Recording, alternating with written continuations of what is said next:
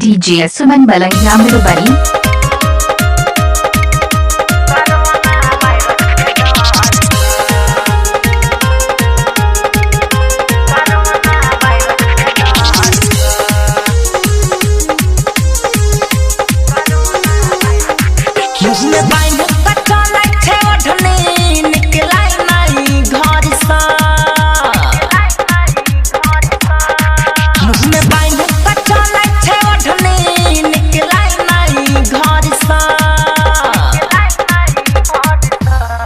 हमार माल ने चुमा दै छै कोरोना वायरस के डर से। हमार माल ने चुमा दै छै कोरोना वायरस के डर से। डीजे सुमन बलैया मधुबनी। मोबाइल नंबर 8882433008 है। डीजे सुमन बलैया मधुबनी। अभी आप सुन रहे हैं जय श्री कैसेट कंपनी की प्रस्तुति। सटो न दै छै अपना हलग में छुआ न दै छै गाल हो। जहिया सही हम न्यूज देखलिए चुमा के भेले हड़ताल हो।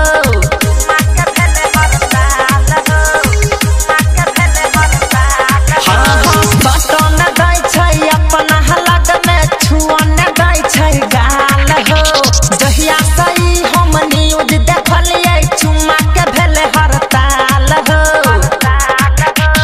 माथा भगेला फेल हो हमर ई खबर से। मुँह में बांध चलै छै ओढ़नी निकलै नहीं घर से। हमर माल ने चुमा दै छै कोरोना वायरस के डर से। हमर माल ने चुमा दै छै कोरोना वायरस के डर से। डीजे सुमन बलैया मधुबनी। मोबाइल नंबर 8882433008 है।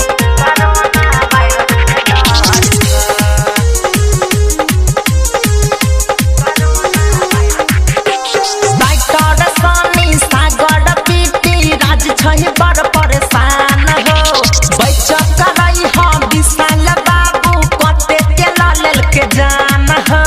कते के लेल के जान हो। कते के लेल के जान हो। डाक्टर सनी सागर पीटी राज छै बड़ परेशान हो बैचक करई हम विशाल बाबू कते के लेल के जान हो।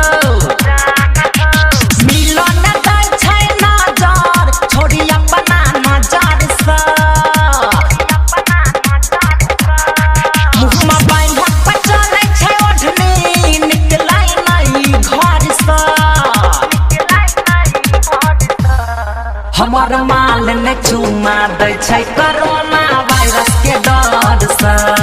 हमर माल ने चुमा दै छै कोरोना वायरस के डर। डीजे सुमन बलैया मधुबनी। मोबाइल नंबर 8882433008 है।